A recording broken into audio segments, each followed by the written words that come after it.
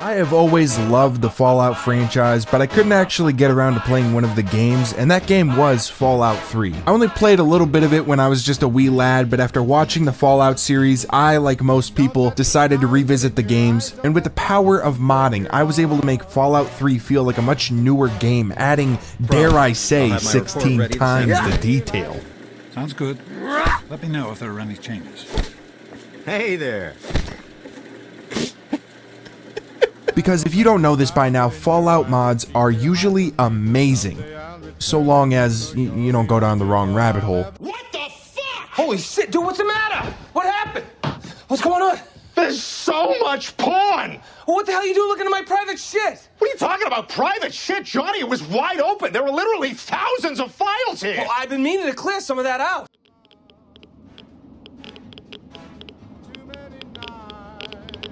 Something I noticed almost immediately when playing this game was that Fallout 3 has the most R-rated feeling to it, especially when compared to something like Fallout 4. Like, there's human trafficking, prostitution, slavery, cannibals, and worst of all, children. My real parents, but Billy showed up before they got me, and now he's like my daddy, sort of.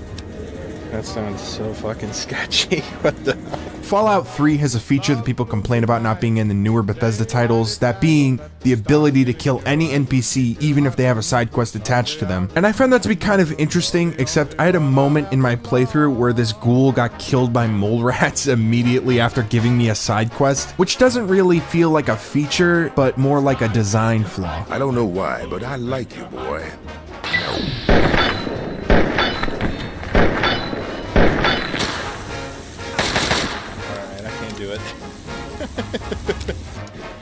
I kill a lot of them though. Another newcomer. I got a good feeling about you.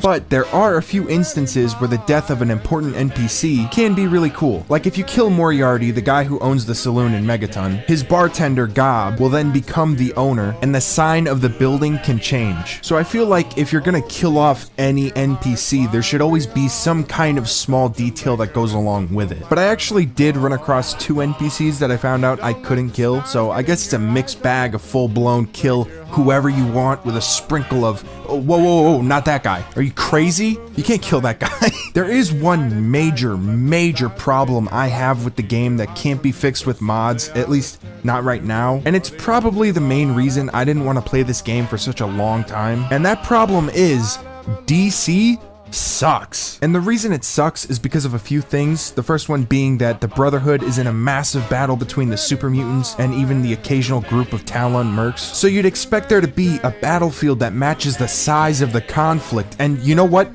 There is one, except it is so goddamn small, unless you want to count the endless amount of copy-paste subway tunnels. And I understand, this game is really old, it's a few months away from getting its driver's license, but why couldn't most of it just take place on broken up sections of the city instead of an entire battlefield being underground or in some random buildings? And you know what, for a dated game like Fallout 3, the map feels huge, and I can't even imagine how big it felt back in 2008. So other than that, I think most of the gameplay and its mechanics are just fine, aside from the fact that people classify a couple of tents in a room a city. Like, what is that even about?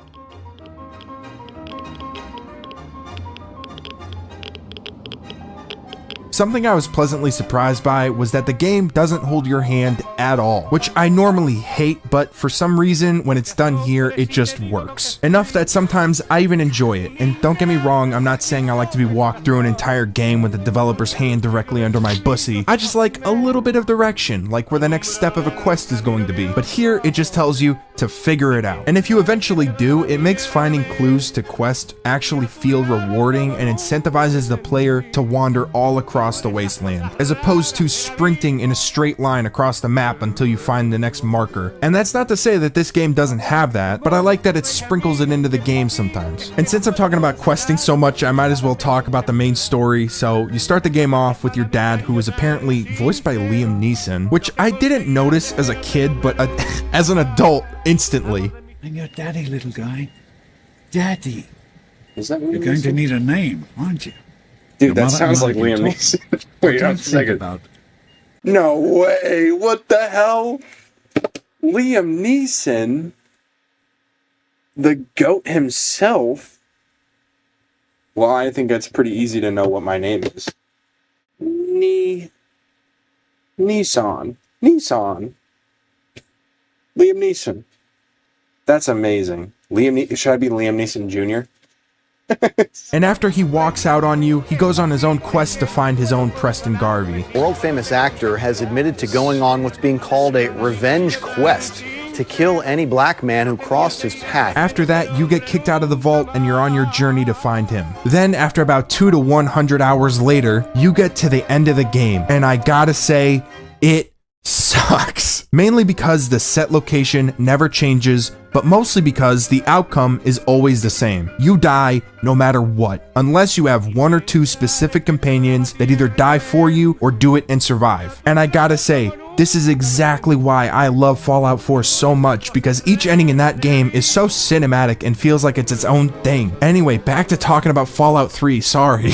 I'm sure you're wondering by now, the title of the video doesn't really match the vibe I'm putting out here. And that's because you got clickbaited. Fallout 3 deserves love, just not in the ways you think. You see, Fallout 3 is genuinely a great game in a lot of ways, but the mod support for it is downright skibbity. So I'm making this video in the hopes that a few modders can start jelking this game so we can get to the point it doesn't need maxing and becomes a certified GAT. Alright, jokes aside, the mod support for Fallout 3 is genuinely bad, and it's kind of become the firstborn child of the Fallout community, just getting absolutely no love or help, when I think it actually has a ton of potential for mods. For example, some mods I tried to find were things like weather mods, power armor mods, or even fan-made quest lines, and these things are more than abundant in Fallout 4 and New Vegas, but are extremely limited or non-existent here. Like, I would love to get a complete overhaul with the combat or even fan-made weapons and armor. I mean, the possibilities are endless, because the most you can do here at the moment is upgrade the textures, make little changes to the UI, and add a bunch of sex stuff, which there always seems to be an abundance of that.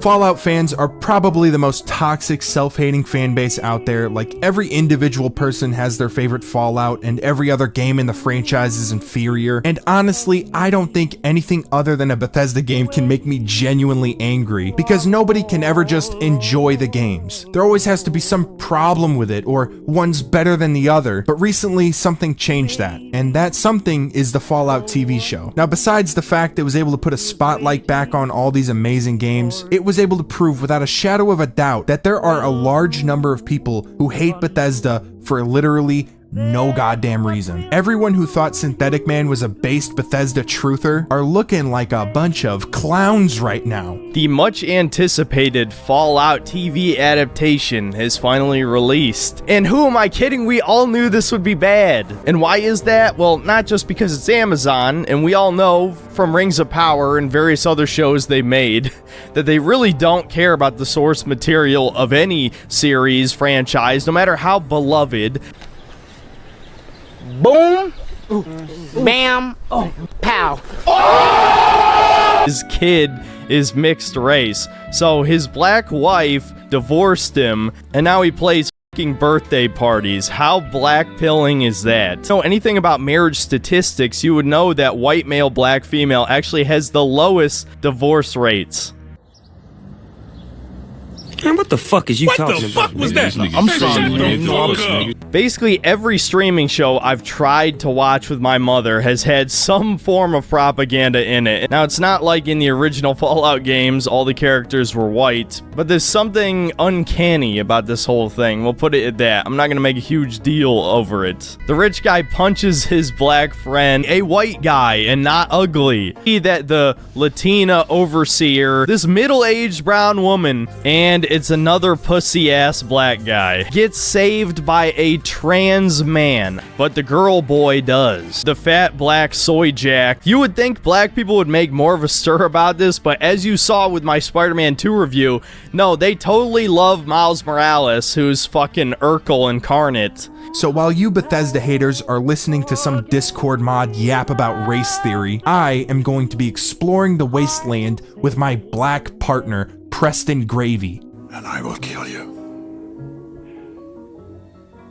I got word of a settlement that needs our help. Can I